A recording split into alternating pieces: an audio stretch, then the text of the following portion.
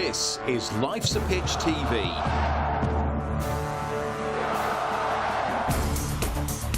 Main sponsor, DPS Tech. Also supported by Lackens, all about hearing. Forward Floors, Ginger Pickle, Fred Olsen Logistics, The Dove, Seckford Golf Club, Ashford Wright, John Keeble Cars, Venue 16, The Hudson Group, Come Hither Design, Sound 4 Pro Audio, and Suffolk Sound. Our charities this year: Cancer Support Suffolk and the Ipswich Town Community Foundation.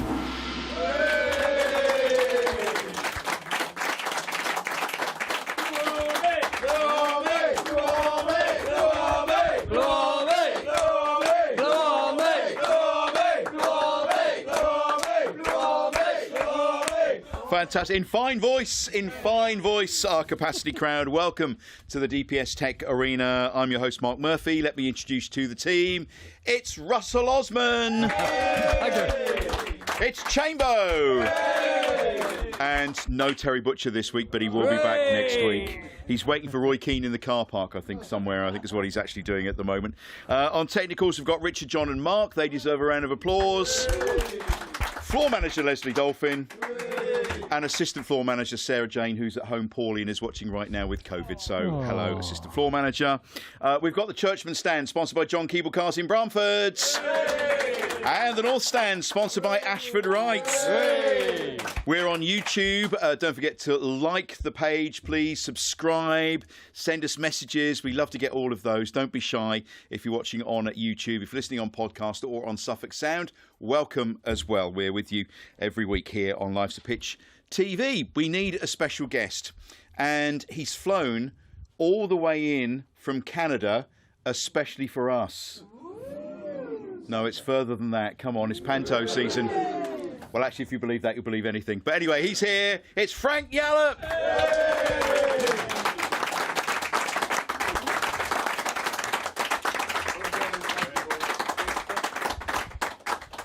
Welcome, Frank. Great to see you. Thank you very much for joining us on the show. It's my pleasure. Great really to be here. Good to see you. So, what brings you back to England? Just watching the two games. Obviously, picked a bit of a calendar, or a week in the calendar to come back and see the team back in the Premiership. So this is the week that worked out, so it's perfect. Get two games at home. You've played in the Premiership with Town, so what's it like seeing them back in the top flight? No, it's great. Obviously, from afar, it's been watching the climb and all the gradual sort of progression of the team from League One all the way through and Championship, and obviously now in the Premier League. So very, very exciting times. Wonderful job done by all, really. Whoever's played for the club or been involved with the club for the last sort of 3-4 years has done a great job. So it's all down to you, though, isn't it?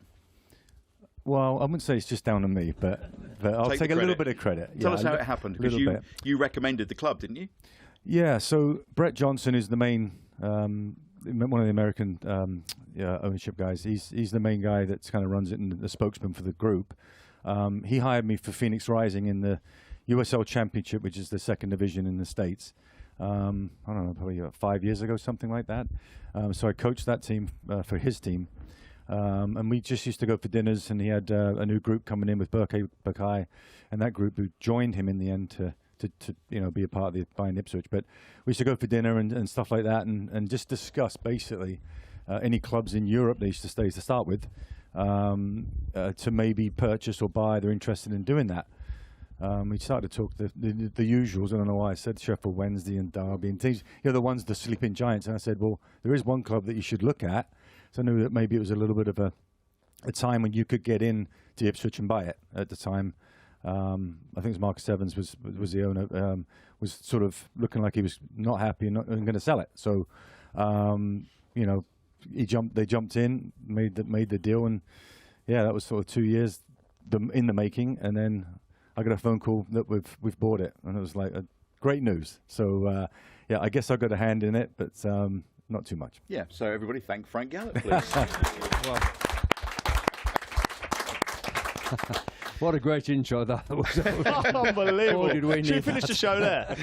We're going now. Yeah, doesn't get better than that. So that was Phoenix Rising that Brett Johnson had with the Correct. guys. Yeah, it was. Yeah, so he It started out, if you sort of look back in the history of that club, they started off as Arizona United. I joined the team. He hired me to lift that team up a little bit, so I did it for 1 year, knowing that they were going to put some good money into that club, which they did in the end. It was a tough first year, but we got the franchise going, as they call it over there, and ended up signing Sean Wright Phillips, as everybody would know. Didier Drogba in the end signed. I was just in the time of leaving the club, because I said to Brett when I first signed, I was living in San Jose, I didn't want to do this full time, but I'll get the club going, and did it for about sort of 14, 15 months, I think it was in the end. I just wanted to sort of get them going, help them out in that front.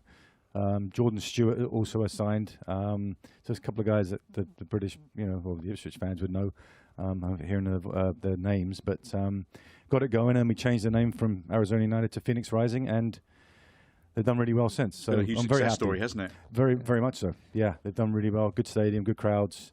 They won the championship last year, which was good no to see. promotions. There isn't any. How does that work? Well, it's two different entities. MLS is on its own, and the USL has its own tier of the leagues. They've got League One, League Two, and Championship, similar to here in what you did, MLS, yeah. Leo Neal runs a part of that now, I think. He does. Leo Neal. Yeah, he runs the League Two, League One. Sorry, yep. League One, the whole league. Yep. Yeah, so he does well. Wow. I must say, yeah. you listen to Phoenix Rising, what a great name for a football club. And you look at some of the names of other clubs that you have managed, Frankie, and Project 40, interesting. That was a select team of young players, but Yeah. yes. Tampa Mutiny. Mutiny, yeah. Yeah, Bay Mutiny. yes. Yeah. San Jose Earthquakes, fantastic Yes, name. yes. Yeah. LA Galaxy, It's all disasters. Isn't great it? name. Chicago Fire. Yes, another disaster. Yeah. Las Vegas Lights, Monterey Bay. What great names. What great clubs. It's a bit better than Fleetwood Town or something like that, isn't it? Or Norwich City. He loves it, one. doesn't he? Well, thank you, but yeah, there's quite a few clubs. Fascinating, Yeah. they're great. Great. But it's all the razzmatazz surrounding it as well, isn't it? Has that died down a little bit now? There's kind of extra, the halftime shows, The and things like that, cheerleaders, you cheerleaders mean, and things. Mark? Yeah, all that's that it, yeah. all that razzmatazz is gone now. I mean, signing Messi, you think about it, it's still playing, his top sort of game. To sign him from Miami was unbelievable, I thought. I was there when David Beckham got signed. I was coaching the Galaxy, and we signed him, and it was like, it was a circus, to be honest. I don't think the league was quite ready for David Beckham or someone like his stature at that time. But he was the first one to change everyone's minds. A lot of owners started to really put eyes on it. Well, not owners, but investors, to try and get into the league, MLS. And then signing, Messi last year, or 2 years ago, 18 months, I think it was, I think was a great move as well. And Because there's a lot of US investors in many of the Premier League clubs now. there is, yeah. I think Villa, right? Is that one? Yeah. There is. It's the sports. We always say it's growing, but I think it's getting to a point where it's very serious. All the games are on Apple TV now with Messi joining, and I think that was the reason they kind of wanted him involved, and then they could really sell it. And I mean, you can't get bigger than Apple TV, or Apple the company. Yeah, the bloke at Chelsea, is it Bowley? Is he American as well? He is. That's correct. Yes, Yeah, he's American. Man Yes, United. yes. Yeah, the Glazers, isn't it? Yeah, they're from Tampa. My old team. I do. Yeah. Used to go for lunch all the time. Yeah, I don't know them at all. I mean, there's a lot of money sloshing around, isn't there? And it's great to see what the guys have done for our club. It's just absolutely tremendous, really, because it was really just run down. Everywhere you looked, things were run down. Now, everywhere you look, things are on the up. Yeah, I noticed a big difference to the stadium alone. Just walking in the atmosphere, just the atmosphere from the fans going to the game was great. But just walking around, Simon Milton was showing me around sort of the boxes and stuff. Just brilliant, really good to see. The upgrades they've made were needed, and they've done a good job of that. And, Are there bits you could remember? I don't think it's ending. But I think they're going to keep going and pushing, and obviously we all want to see the top players, if we can get them to come and play for us, and that's the big thing that we want in the end. As you walked around, were there bits you could remember from the old days or not? Yeah. All areas, Yeah, so some, it looks familiar still. Well, the old gym's completely different now. The car park and the gym is now it's filled in, but yeah, you don't forget, and it brings back great memories. I remember actually I walked across the practice field, which used to be the practice field, but now it's the fan zone. Walking over, and thinking, last time I was there, Fergie was slaughtering me, I think. Yeah, That's a common theme on this show. Slaughtered. Yeah, but no, great memories. It does, it does come up a little bit, that Fergie, with guests that we have on the show from time to time. So yes. He meant well. But anyway, we were good friends after, but it was a tough time at times. Me and Swerve used to get quite a bit of stick. Irvin Gurney. Irvin Gurney. Yeah, the Swerve. Swerve, did you say? Yeah, it's his nickname. Okay. Yeah. Irv the Swerve. Yeah. Sorry. So what was Fergie like to you then? Tough, but I guess I needed it. Yeah, he had a good heart. Because when you saw him socially after you sort of, I finished my career here, and I saw him afterwards. He was fantastic. Really, he didn't apologise, but he was very nice but he did it his way, and it was a different way back then. He was tough, but pretty fair. We'll try and weave some stories out of you later on in the show, but let's take a look at the last couple of games, and I think we're a bit deflated, are we, really, after the last couple of games? I think there's a bit of realism really sinking in for us now. Chambo, Nottingham Forest, your old club. Yeah, it wasn't a great spectacle, was it, to be honest? Fairly disappointing. I did hear today, though, it was the biggest crowd at the City Ground in over 20, 30, 40 years even. So Was it? Shows you how massive They all came to see us, didn't they? Shows you how massive we are now. But no, disappointing. Another game. Yes, they've had a fantastic start to the season, Forest, but still a winnable game for us. So I think took the wind out of our sails a little bit, and the way we didn't really create too much, I think, is a little bit disappointing. And I wouldn't say it's worrying, because I think we've created in most games. Just a disappointing, like you say, week. But to go to Forest when they are doing what they're doing is always, again, going to be a very difficult game. And as it showed, especially against Palace, there is no easy games. And your heart is ruling your head at the moment, just with that, well, we can beat these tonight, we'll beat these tonight. Whereas actually this is a real difficult campaign for us. But we have to stay behind the team, and that's all the players and the club can ask, is the guys keep supporting them as long as we can. I know there's going to be murmurs and disappointment, but they are doing everything they can to compete at the highest level where everyone wants to be. Well, there's no doubt they're trying very, very hard, and we've seen some great performances, but the last couple have not quite been there. Russ, what's your assessment? Well, I think Chambo should have had a word with Chris Wood. If he was on penalties, just tend to knock it straight over the crossbar. But obviously he didn't. I think sometimes when you end up in scrappy games, and I think both the Forest game and the Palace game were a little bit scrappy, a bit untidy, you've just got to dig out a point and walk away and say, all right, we got a point at Forest, we got a point, against Palace, and they weren't tidy games. We didn't play great, but you still come away with something at the end of the day, and we're not far off it. We're not getting hammered by anybody. Nobody's like steamrolling over the top of us. I just think we've just not quite got the combinations right at the moment. I was a little bit surprised that Smodic didn't come on sometime last night.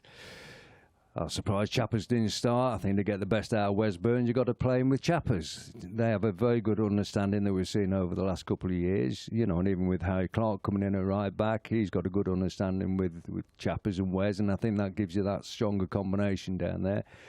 But that's just my opinion. And that's why I'm sat here and not in the dugout at Portman Road. But I think, when we've had so many new players come to the club at the start of the season, we've had the international breaks, and it's gone so quickly. Its first 14 games have flown by. And the 3 international breaks, when the better players have been away, and we've had 1 or 2 injuries, and I think it's just been a little bit of an uphill struggle for us just to get the right combination settled with everybody, not just down the right-hand side or the left-hand side, but the whole lot. You know, we go back to Bobby Ferguson's days and so Bobby's days, and he would say, you know, the 11 sort of fitted very well together like a jigsaw puzzle. So the back was very connected to the midfield lads. The midfield lads were connected to the front lads, and the wide lads were connected to the central lads. And I think that's what we're still looking for at the moment this season. So stability in the team. I think so. Obviously, there's a lot of changes, a lot of substitute use these days. And I think Kieran likes to rotate his players. I'm still not sure whether he knows his best 11. I don't know if he's even had his best 11 available for him this season due to injuries and stuff like that. Frank, what did you make of you saw Crystal Palace? Yes. Yeah. What did you make of that? First live game. Yeah. I obviously watched all the games on television. So I agree with Russell and Chamber. I mean, a good start to it. We're not getting blown away or anything, but it's tough. I mean, you're looking at all the other teams you're playing. They got quality all over the field. Not that we don't, but you know we've competed in every match. I think last night was a little bit frustrating watching it because it's almost like just the final pass wasn't there. The final bit in the final third was just off. And sometimes you have games like that. But I agree with Russell. You just maybe you grind one out and squeak it. I thought we'd scored when the one I think it was Greasy headed it back across the face of the goal. I thought it had gone going to go in, but it was frustrating because I think you said it, we're giving it our best, trying really hard, you know, and the crowd's got to realise that it does take a bit of time to get results and get a bit of a groove, for sure. So yeah, I'm looking forward to Sunday though, because I think that could be another tough game, but we're at home, I mean, hopefully. Bournemouth are a club when you look at them and you just think, well, you know, they're a club that perhaps Chamber we ought to be emulating. There are one or two clubs in the Premier League that you think, oh, you know, we should be that kind of level, and Bournemouth I think is one of them. Oh, I think we're a much bigger club than Bournemouth, but in terms of them progressing and staying in the Premier League and then solidifying and then building on that, yes, that is exactly what we should be emulating. Again, it's going to be another tough game. They've just had a tremendous result. And it's going to be one that you can get excited for again because it is a winnable game, but it's going to be very, very difficult, and we need to be prepared for that. And I think what we have seen is lots and lots and lots of changes to the side over and over again, week in, week out, whether that's through injury or decision making or team selection. And it almost seems like we've gone a little bit away from the patterns and the way that everyone was almost telepathic with each other to get us to where we are. We've moved away from that relatively quickly to bring in the new signings that we've made, which obviously you try and bring in to make the team better, but sometimes it might be a little reset back to that group that knows each other inside and out, with one or two just added in there to see if that can change our fortunes sooner than later, really. It's just game after game, as you say, coming really, really quick. And, you know, the opposition is just top-notch all the time. Yeah. All the time. Yeah, but what a great month of football we've got. Oh, yeah. This December. Yeah. Blimey, you know. I mean, before the game last night, I saw we got like 6 games to go to the end of this, to the end of the year. And I felt we needed, out of those 18 points available at that time, I thought 9 points would be a good return out of that. Obviously, we didn't get anything last night, so maybe 8 out of the next 15 would be good. And that then takes us to the halfway point when we've played everybody. And it'd be nice if we've got more than one win under the belt by the time we go into 2025. It would be very nice, wouldn't it? It would be very nice. That. Yeah, we very would all nice like indeed. that. I think we will. I think we just have to stay positive, and we've been spoilt for the last few years. Winning. We just have to get used to that it's going to be tough and it's not going to be a walk in the park, and just stay positive inside the team, inside the staff. I'm sure they will. They'll be giving the same messages they're used to. Yeah, but ultimately, the fans need to be there as well, and they have been. And we do. We have to enjoy the journey, enjoy the process. As tough as it is, sometimes you have to keep your emotions in check, and it's very difficult in the football environment. But there was a few murmurs this week, just from our perspective as ex-players, and you know how difficult it can be at times when it is tough. Really, really need the fans, and we have made Portman Road such a difficult place to come, even in these first few games. Yeah. We still need to continue to do that. But it was quiet first half, wasn't it? Yeah. Last night. You sense that little bit of fear, I think, and a little bit of realisation from some of the crowd. And you go half an hour into the game and you've not really had a striker goal yet. And it seemed to be a bit reluctant to chuck one or two crosses in and, just gamble, just excite the crowd a bit. Have a long-range shot. Somebody, pull the trigger and kick somebody up in the air or add a bit of excitement. At least it gets the crowd moving a little bit. Whereas everyone's holding their breath every time skipper goes near the ball. Yeah. He's going to get booked, It's one of them. That was the thing last night about, is he going to get booked exactly, or not? And that's what everyone's like, oh no. Whereas no, you know what, Sam, just do what you need to do. Just we'll figure out. Go and knock him out. Yeah, I was going to say, I agree with the guys here. It's like, I think we all expected or wanted us to win that game or at least get a point. I mean, you kind of just, you feel disappointed, but you got to remember that it's very difficult.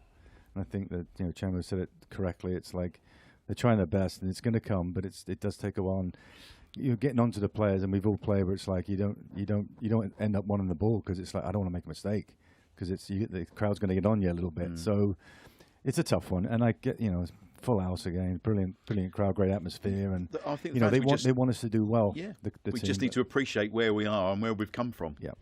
Which a couple of years ago. Yeah, but that was doesn't not a mean great place. don't be disappointed that we're not winning. Right. Do you know what I mean? So it's such a balancing act that it's going to be tough for everyone to realise, because we've wanted this stuff so long for the football club. But yes, the realisation has to be there. Every game's going to be tough, but every single game has to be our cup final. So forget what's gone on before, last week or Tuesday night, whatever the result is.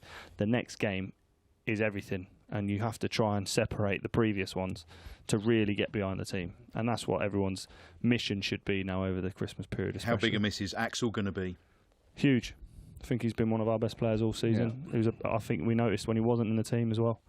But tremendous way I think he's come into the football club when he probably had a up and down time at his previous clubs and his loans and stuff, and I think he's found his position in this formation, especially being a right-sided stroke centre-half, right back. But he's been really solid, and I think he's won most duels, most weeks, so he's going to be a big miss. But another opportunity for Harry to have a go, and there's more options as well. So we'll see how Kieran plays it. Well, his namesake, Jack Clark, I think, at the moment he's having a bit of a tough time. But he's only going to get more confident if he plays and nicks a goal from somewhere down the line. And he's not going to be able to do that if he's sitting on the bench. So credit to Kieran for saying, right, go out, start the game, get on with it, and he looked lively at times, but it was just his end product. You could see he was still a little bit uptight. He's not relaxed. He's not playing with much confidence, and he's just looks like he's trying to force the issue a little bit. And a good player playing with confidence looks a great player. A good player without any confidence looks a very average player. And we've got some very good players there. One or two just need to do something in a game or get the opportunity, or if it hits them on the backside and goes in, it'll boost their confidence, and all of a sudden we'll be looking at them in a completely different light. It's a big thing, confidence. Frank, you want to come in there? Just for the angle I was sitting at last night at the game, Crystal Palace defended really well. They defended the box really well. There's no gaps. It's kind of talking about Clarkey cutting in. I'm thinking he couldn't sort of get it to anybody. I thought he defended well, and it was tough for us. We couldn't really break him down. I do agree with Russ. Sometimes you just got to cross it for the sake of crossing it. There might be a mistake, misheader, or just slips by somebody. Delap had a chance at the header. I haven't seen it again. I don't think it was maybe come up a bit quick, but that's the sort of ball you need. Great ball from Leaf. So, yeah, it was. And in this league, they're the chances that you've got to take, haven't you? Because we've been punished through those similar chances against us so often. Well, they had a couple of chances. They scored one, and Merrick made a good save for the second one. But okay, right. It's time to find out who our player of the week is, and that's sponsored by the Dove in Ipswich.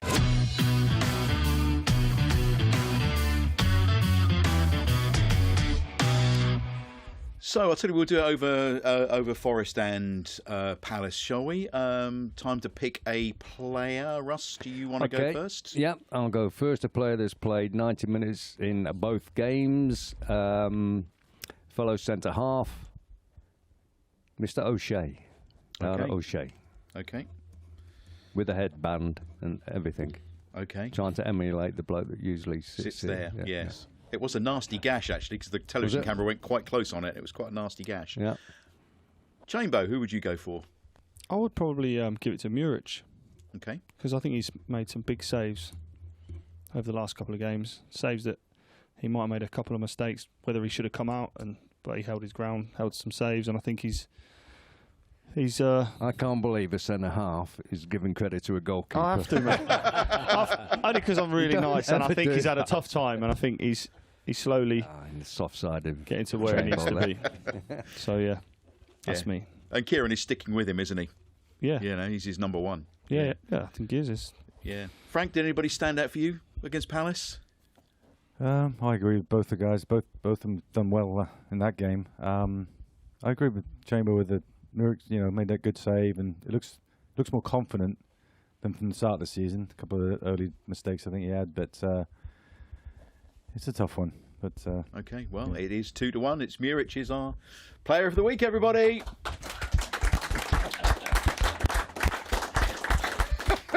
Russell's really impressed with that, aren't you? The keepers, I tell you what. Fantastic. Frank, let's talk about you. How did you end up at town? How did you end up here? I was born in Watford. Story about it. I was born in Watford, and my parents immigrated to Vancouver, Canada, and so I moved there when I was 10 years old, and then I just started playing, football over there. And Bobby Robson actually was one of them. Was a manager called the Vancouver Royals, way back in I think 67, 68, I think something like that. But anyway, he started to coach the Vancouver Royals. Brought a few players over. One of the players he brought over, his name was Peter Dinsdale. He ended up staying in Vancouver, so he's just getting to youth soccer. And I used to play against his team, and he was still in contact with Bobby Robson. And he just phoned him up one day and said, "I think you maybe should take a look at this kid." It was me. Wasn't that good, but anyways. So lucky enough, I got flown out at Christmas time when I was 14. Trained with the youth team. Didn't play any games because you're not eligible to do that. But back and forth, Christmas time, summer. And then the last time I come back, I was old enough to be an apprentice. I was 16 when I come back. So that was when Charlie Woods and Bobby Robson, obviously, and Fergie was coaching, and Brian Owen, the sort of old school guys. But that was my story, and then ended up getting my debut at 19, Everton, next to Russell. Well, pretty close. Yeah. You can't remember it. Mountford scored one, and the one I do remember it. Because actually I come out the tunnel, I thought, what were all these people doing in the stands? Because I'd never played in front of a crowd. I played in the reserves at stadiums, and it was like, oh, this is packed. It's a funny feeling, but that sticks in my mind still. But we lost 1-0. We lost. Mountford scored an early set piece header. Derek, you got a few, didn't you? Yeah, and I think they had Andy Gray and Graham Sharp and all that. I was like, we got smashed in the air then, didn't we? Oh, that was good. Well, I saw them lining up at halfway line, and I thought they're going to chip it right on me, and they did. I'm playing right back. I'm like, uh-oh. And actually, Fergie, after the game, did say once because I got between two of them, and I did won the header, and he said I thought you'd be all right once you had your first touch, which is important for any debut and any player that's nervous. And I was very nervous at that point. What was it? You're so far away from home. Were you in digs or something then, or? Yeah. You just go into digs and live with the family, and just do your apprenticeship stuff. Yeah. Then you go. I was living by myself. I think when I was maybe made my debut, but then you got a house and stuff like that. Live by yourself, but you just grow up with a family, and they take care of you, and it's great. Yeah, you feel home away from home. Yeah, is what it was, and every landlady I had was fantastic. So, Russell, hang on a minute. Could have worded that a bit better. I know one or two people that handy landladies. Oh, my days. There's a whole show there, isn't there? Yeah, there is, Footballing actually. landladies. Yeah, sure. Netflix. Yeah. The landlady at the Falcon and the Heathlands and those landladies. Yeah. So who was leading you astray, Frank? At this point, come on. Russell. Right. Do you remember when we went down to see AC/DC down at Wembley? No. Remember that? Yeah, you were too drunk. No, just kidding. Probably was. Went down. Did we? Maybe it was you. It was definitely. It might have been Terry, because he's Butch into was- heavy metal. Yes, I thought you come as well. Well, I might have done. Yeah, but anyway, we met Charlie Nicholas in the pub as well, and he come with us. Oh yes. Yeah, Yeah. I remember that too. Yeah, Charlie but not Nick. much after. That's about no. Yeah, we was shared taking the care- same I was taking care of girlfriend, this lot. not at the same time, but with Me or Charlie Nicholas? Charlie. Yeah, me and Charlie. Yeah. Yeah. Yeah, there's another session we could have there. There's another story. Oh, jeez. So it's a good. You fitted in all right to the drinking culture that these boys had. Yeah, I think so. Well, we weren't that bad. I mean, no, we'd go out, when we could. But obviously football's first and foremost. So, these guys You had were your little- legendary. You had your little crew though with the Swerve and who else was there? Putters. Trevor There was- Putney. Yeah. yeah. We had a few. We used to hang about a little bit. Yeah, it was fun. Yeah, changed a little bit now, I think. Can you remember Right. the haunts around town where you'd hang out? Well, Butch Wine Bar used to be the place. Yep. Jeez, it's testing me now. The Swan. Met my wife Karen in there. She Right. can't remember it. I was like, jeez, thanks. She can't remember me. I think there's a little blue Loads of- plaque in the corner. Oh yeah, okay. I went by it the other night, but then we got together in the first floor club. First floor club. Yeah, Maria. Anybody remember that? Maria on the door. Yeah. Never- First floor club. Yeah, Ken Bean. Yeah. Yeah, Ken Bean, darling. Yes, Maria was the bouncer, wasn't she? She And was. No one She got was, past yeah. her. No, she was tough. Maltese, I think, wasn't she? And you're not coming in here, darling, with jeans on. No. Oh, I'm sorry, Maria. Sorry. Didn't need any bouncers. She just did it all. She was fantastic. Yeah. Amazing. But yeah, happy. You missed that one, Chamber. You missed the first floor club. Yep. I didn't miss too much, to be fair. No, I don't know. It was, I probably did. I've been out about twice in good Ipswich giggles. since I moved there. It was pretty much the night spot around at the time. And your playing career. So who were playing around you? What was the team? Davey was like Russell, Terry. Yeah. I think was Walkie still there? Yeah, Walkie come was- back, but geez, to start with, was Putters there? Oh, God, I'm testing my memory now. Yeah. Um, And what was it like? Because a lot of the people like Russell Terry moved on, didn't they? well, I went in '85. Yeah. And they got relegated in '86, didn't they? Yeah. And then you obviously played them through the relegation period and back into the promotion period, and So you saw the ups and the downs properly, didn't you? A few managers as well. Did, yes, with a few changes, yes. John Duncan come in after, I think it was after Fergie, I think. And John Lyle obviously got us promoted, so that was a good time. It was tough times, but enjoyable. I think that you look back, we didn't lose all the games, and it wasn't that bad of a time. But you're always trying to just get back to the top division, and when you're stuck in the championship, it was difficult. It must have been really hard for the club and the players to be in sort of League One. So we were sort of, I was frustrated in the championship to not being able to get back quickly. But again, that's a tough league, and it's now, but it was tough back then as well. Some good teams and good players. What do you remember of that promotion season? We were good. We were pretty direct. John Lyle was a footballing coach, but he realised that we weren't bad if we're pretty direct. Neil Thompson had the best left, hell of a left foot, and he used to Steve Whitten and all knockdowns, and we'd sort of surround him, and it was a style that maybe not great for the Isle, but when you score a lot of goals, it's great. You don't care how they come sometimes, and we were successful at doing that. So that's for sure. It was good team spirit, wasn't it? Yeah, it was. Yeah, we had a good group of lads. Chris Ukawama, Jay Dazelle. You can go through all the guys that there. It's That's where it all went wrong, was it? so we. I think you said the word. And the Premier League then, what was it like being in the inaugural Premier League?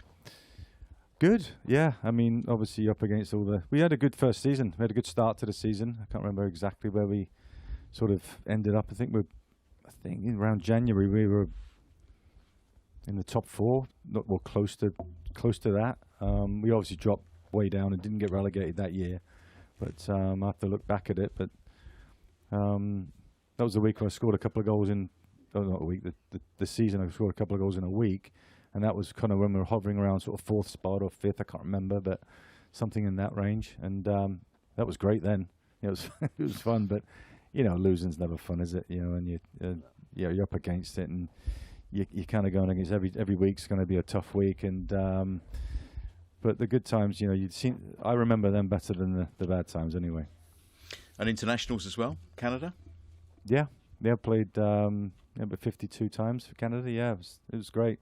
Myself and Craig Forrest used to sort of come away from the club. The bad part was internationally, and Craig might have mentioned it when he was on the show, but there was no international break. It was like we had to get permission from our club to let us go to qualify for CONCACAF, which is not in the same window as Europe, and it's a bit of a nightmare, to be honest. And we come out of the side, and it was tough when you come back after a couple of weeks. Someone's played, and if you've done well, it's they get their spot. I didn't play many games the year we got promoted. I can't remember how many, but I think it was maybe 20 or something like that. I'm not saying it's not an excuse, but I think Mickey Stockwell was playing right back, did fantastic, great player for the club, and did really well that season. I couldn't get a sniff for a bit, so that was a frustrating part for me. I thought that was unfair, that I had to sort of come out of the side, go play for Canada, and come back and my spot's gone. And that was hard, but you keep soldiering on, keep going. So yeah. Yeah. Well, I mean, you did a fantastic job. I mean, I'm looking at your stats, and I think it's. Well, I'm just going to double check actually, because we have got a question about Frank tonight coming up very soon, and I don't want to give away the answer to the question that's coming up a little bit later on. Do you want to confer then? Or? No, it's okay. I'm all right. We're No, waiting okay. for the stats. No, it's okay. When Tony's there, it's fine. I'm not going to give it away. But 385 appearances puts you just outside the top 10 of all-time appearances for Ipswich Town. So fantastic servant, everybody, Frank. Very good. Thank you. So that's a lot of appearances up and down the Portman Road pitch. Yeah, it is. Yeah, now you said the number. Yeah, it's a lot. I was only at this club, at Ipswich. I went on loan right before I went to the States to play for Tampa at Blackpool. So it would have been just Ipswich right through. I kind of regret going to Blackpool on loan, but I needed some games before I went over there. But yeah, back then it wasn't unusual to stay at one club for a long, long time. 13 years, I think. Yeah, isn't it? yeah. I mean, that's youth and all the way through. So yeah, not many players chopped and changed. Not so much like they do now, but it was pretty common to stay along. But to get chosen by, Russell said it earlier, every manager's still got to choose you and coach you and like you and rely on you, and not so much the crowd, but they got to they got to like you as well, because they can get on you. But I feel pretty proud of the what I did here, and it's great memories. So yeah, There's a lot of games between these two, isn't there? That's a lot of appearances. How many were you, Chamber, at Ipswich? 396. This one's unbelievable, isn't it? Wow. So that's a great amount of appearances just between the two of you. I might have just put you outside the top 10, Frank. Sorry. Thanks for the invite, by the way. Yours are a better league than mine, though, don't worry. Dear. No, it's good stuff. I mean, it's a fantastic career that you've had, and going on, as Russell mentioned, to some of those clubs over in the United States, and being a pioneer almost in a way. Seeing the leagues grow over there. Yeah, well, it was getting to a point where I wasn't playing as much here, and the league was just starting out. The MLS was just starting out in '96. Well, '95 they were talking about starting it up, and there's going to be a draft as you do in the States and all that stuff. So I thought, I'm going to put my name in for it. So I kind of got contact with the league and said I'm available, and actually, funny enough, it's called the Gold Cup. Frankie, did you have an Ipswich shirt with Pioneer on the front then at the same time for that? I did. being a pioneer. Pioneer. Yeah. Yes. I had many nightmares in that picture. Well, we've got a couple of photographs actually to show you, which I'll have to best describe for those listening on Suffolk Sound or on podcast. Sorry, mate, you were saying. And Patrick's been in touch, and he sent us a picture of Patrick as a little boy, and you when you were playing for Town. So let's have a little look at Patrick. There he is, and a young Frank Yallop up on the screen. Wow. Look, there we are. Patrick remembers that very well. I'm sure you do as well, Frank. Hair's looking good. Yeah, there's Yeah, Patrick. not bad. Hi, Patrick. Yeah, it's good to see him. He sent that through. That's nice. Very nice. And then we spotted, it was doing the rounds on Facebook this week, a picture when Pioneer were the sponsors, and I think we've got another picture that we can put up now. There's Terry, Paul Mariner, Russell Osman. Football isn't the only brilliant thing Ipswich play at home, and a Pioneer stack system. Did you get one of those, Frank? I was never man of the match, I don't think, so I didn't get one. Did you not all get one when they signed the deal? I thought we all got a home system at the start of the season. Yeah. I might not have been And in I the think first that- team squad, though, Russ. Right. I don't know. Because I think the man of the match one was a portable. Oh, right, okay. Because I know BT bought a lot of them off people cheaply and knocked them out the back of his car to make a bit of extra cash. Probably, yeah. Yes, he I did. did have a good story about Terry. I know he's not here, but I forget the game. I think it might have been Newcastle. We played away, and Terry got man of the match, and he got the Pioneer stereo, and he gave it to me. He said, "I think you were man of the match." That was very nice of him. Excellent. That a little weren't story. him. Can't have been him. No way. He's Not so really. nice. Surely not the same bloke who wants to meet me in the car park every week. That's No, not I Roy do Keane, remember by the that way. as well. So, Terry yeah. got a garage full of Pioneer man of the match awards. Probably bought them off Kevin Beattie, more than like. No. Anyway, don't forget, we've got our Christmas show coming up on December the 16th. Who in our capacity crowd is coming? Oh, hang on a minute. Come on. A few more of you need to buy some tickets. It's going to be in the Willow Suite at Venue 16. It's a Christmas dinner, and our special guest will be Matt Holland that night. There'll be lots of other Ipswich Town legends around as well. So Matt Holland will be the special guest. We'll be doing the show. We'll be having dinner, and it'll just be a great night. We've had them before. If you want to book, there are only a few tickets left. You need to go to lifesapitch.tv. You can book on there, and also if you want to be part of our capacity crowd one week, free beer and snacks, and a nice warm place to come on a cold chilly night, not like Portman Road the other night. Just go on there as well, click on capacity crowd, and you can come and join us as well. You can buy merch for Christmas, so www.lifesapitch.tv, but we'd really love to see you at our Christmas dinner. Right, it's time for Ask the Legends. This is sponsored by Seckford Golf Club.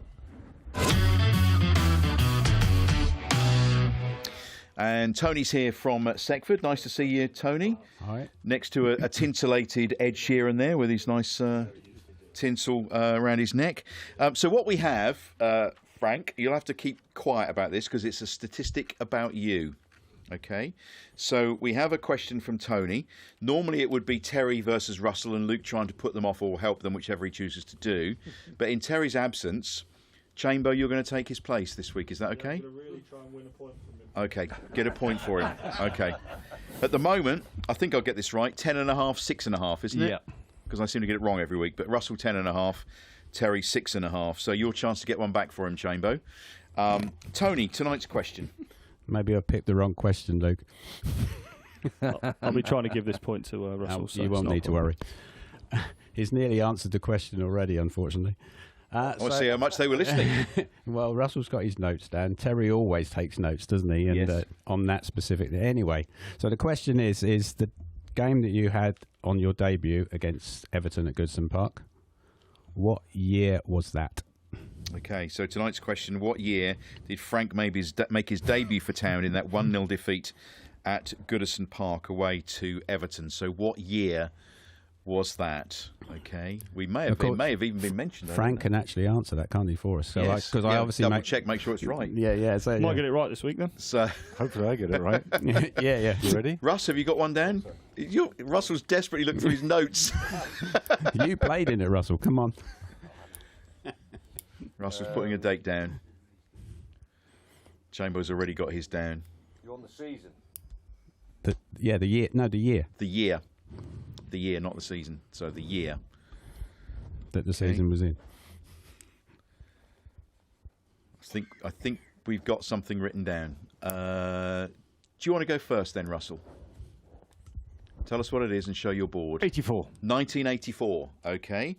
And Chambo, do you want to show us your board and tell us what you've written down? I put 1988. Well, it's nice you're keeping up the tradition. A point to Russell Osman.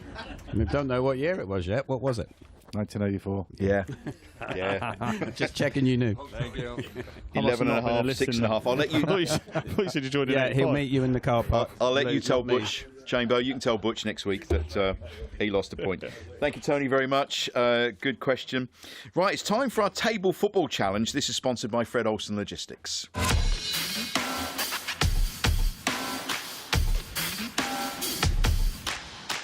So, Russell, do you want to come up? Chambo, do you want to come up as well? And Frank, do you want to come up? And we have a volunteer from the crowd to come and play alongside Frank Yallop. Come on, my friend. Come on in, everybody. So we've got Russell and Chambo against Frank and Matt from our capacity crowd. So at the moment, Chambo is in the lead on 5 points. No one's got anywhere near that yet. It's goals scored, Frank, against the defenders over here. Okay, Matt? So it's as many goals as you can get in 60 seconds against our two top defenders here. Okay, so Russell's just loading up the balls. Okay. Have you all got balls ready in your pockets? Because you need to throw them in really quick. Okay? So here we go. 60 seconds. We're off. Kick off. Oh, it's 1-0 to Chambo and Russell already. Still 1-0 to Chambo and Russell. Some delicate play from Frank and Matt. Playing out from the back. Always a good shot there. Strikers are having a go. Bouncing around. Still 1-0 to Chambo and Russell. Come on, Frank. Come on, Matt. Come on. See what you can do. Shoot from the back. Oh, stuck in midfield. Good save from the keeper. 2-0 to Russell and Chambo. Oh, it's 3-0. Oh my goodness me, 3-0. You've got another 10 seconds to score at least a consolation goal. So close, saved by the keeper. So close. 3-0 at the moment. Oh, shoot from the keeper. Whistle's gone. 3-0. Well done. Good. Sorry, Frank. I love you, mate. Next one, Fantastic. Very good. That was a very, very good game. Well done. Clinical. When was the last time you played table football, Frank? Can't remember. A long time ago. Yeah, exactly. Yeah. Chambo, have you secretly got one of these at home? No. I mean, you're top of the leaderboard with 5. No one's got anywhere near. So much so we've not bothered putting any more names up. I don't really know And why. 3 tonight, look. No. Maybe it's the corona I've had tonight. All right, okay. Loosen me up a Loosened bit, you you know? up a bit. Still a player. That's it, Still got it. I just blocked it. Yeah, still Block got it and kick as far as you can. Cool. Good advice. Right, time for On This Day in History, sponsored by Fred Olsen Logistics.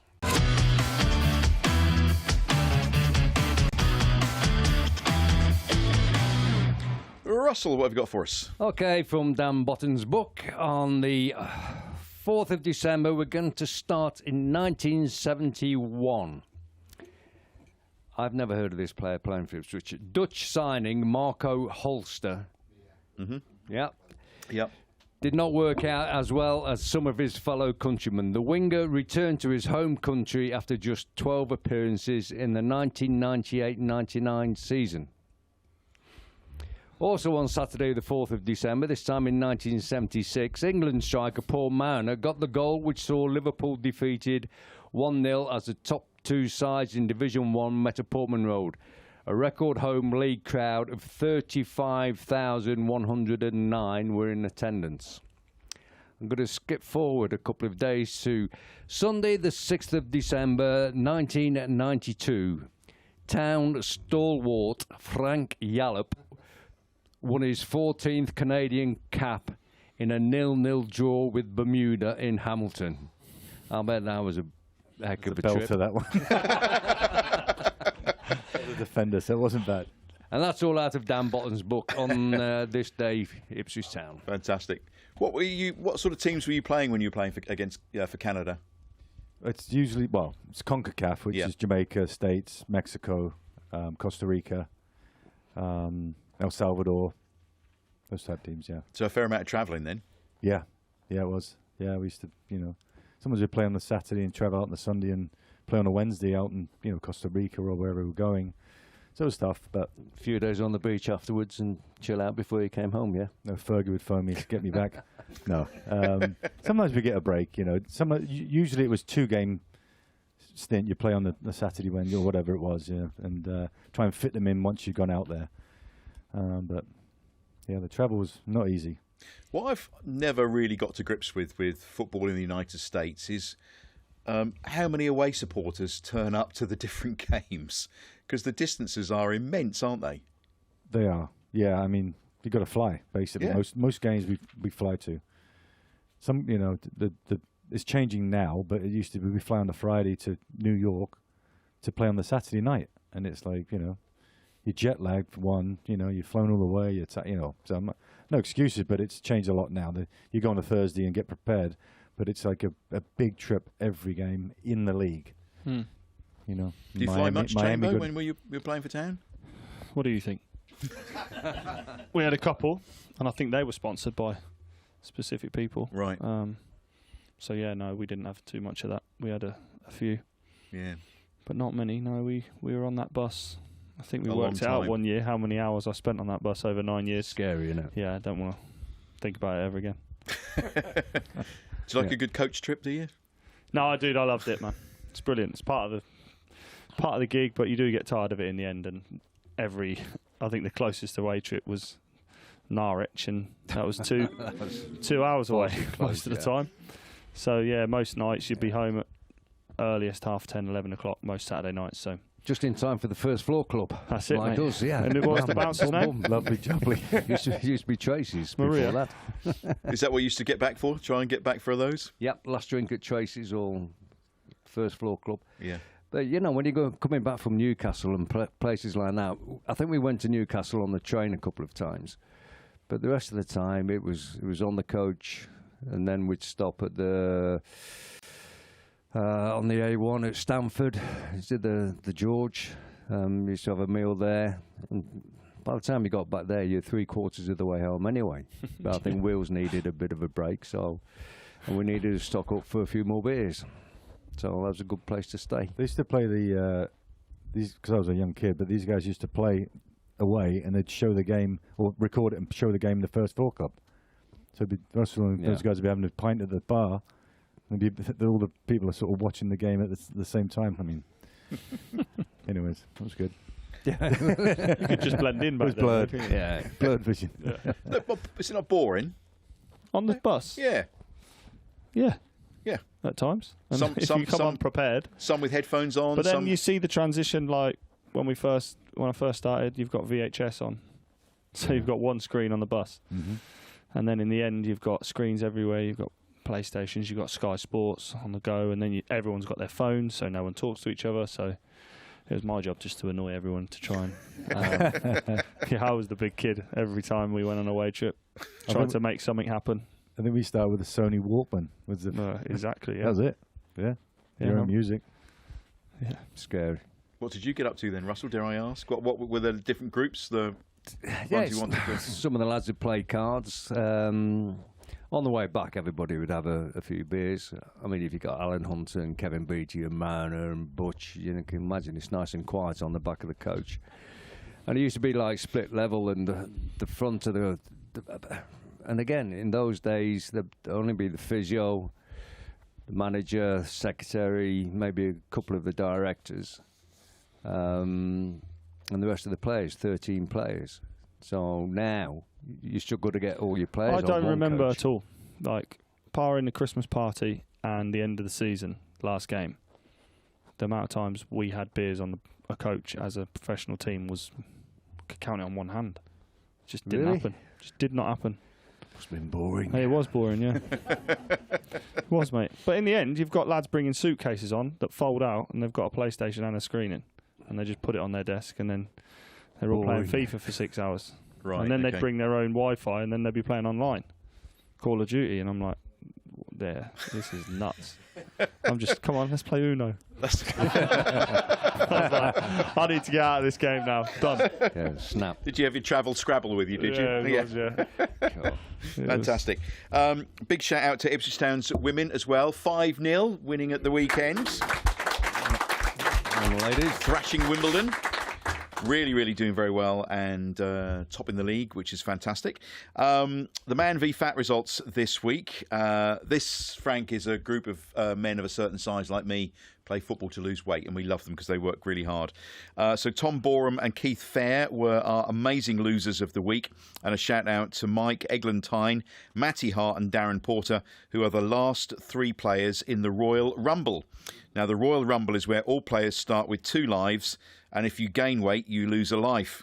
The 3 players remaining have not gained weight for 14 weeks. So well done to them. Very good. This week's results: Wycombe Waddlers 11, Galatasaray 5, the Red Hot Chubby Fellas 11, Borussia München Flapjack 14, Ivory Toast 10, the Red Cat Funts 16, Hardly Athletic 5, L'Argentina 8. That's from Man v Fat Mark. So well done to everybody taking part in that. How long are you home for, Frank? Before you go back? I go back on Tuesday. Yeah. Next Tuesday, yeah. Yeah. And what are you doing now? What are you doing at the moment? Just staying with friends and just visiting. Hopefully he's going to pop down and watch training one of the days. Watch the game on Sunday, and then just go back. Yeah, on Tuesday. It's nice coming back though. Had a nice walk down the docks this morning. Changed a bit. Yeah, really has. Yeah, it's lovely. Yeah, very nice day today. So it was a nice walk about town.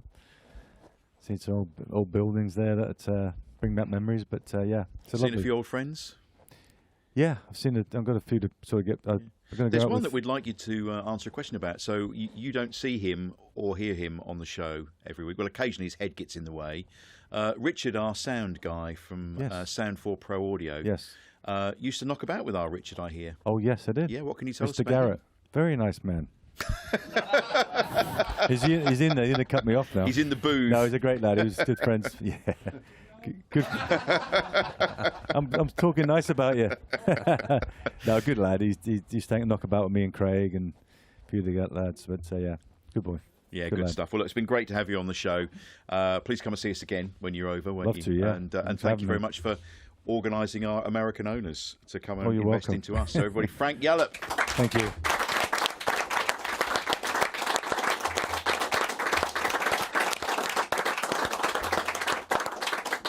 Prediction against Bournemouth, Chambo? 2-1 Ipswich. Okay. Russ? 2-0 Ipswich. Frank? I'll talk about that. 3-0 Ipswich. Okay. Ooh, good man. 3-1, as I'm behind Beatty's bar. 3-1. That's it for this week. Thanks very much. Don't forget, sign up for our Christmas show. It's going to be amazing.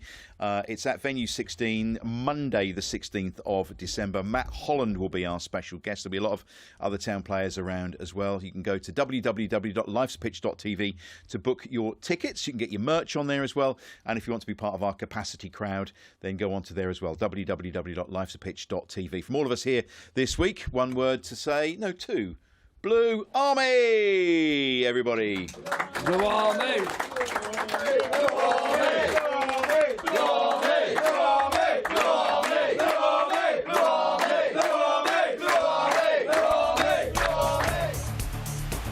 This has been a Life's a Pitch TV production. Main sponsor, DPS Tech. Also supported by Lakens, All About Hearing, Forward Floors, Ginger Pickle, Fred Olsen Logistics, The Dove, Seckford Golf Club, Ashford Wright, John Keeble Cars, Venue 16, The Hudson Group, Come Hither Design, Sound 4 Pro Audio, and Suffolk Sound. Our charities this year: Cancer Support Suffolk and the Ipswich Town Community Foundation.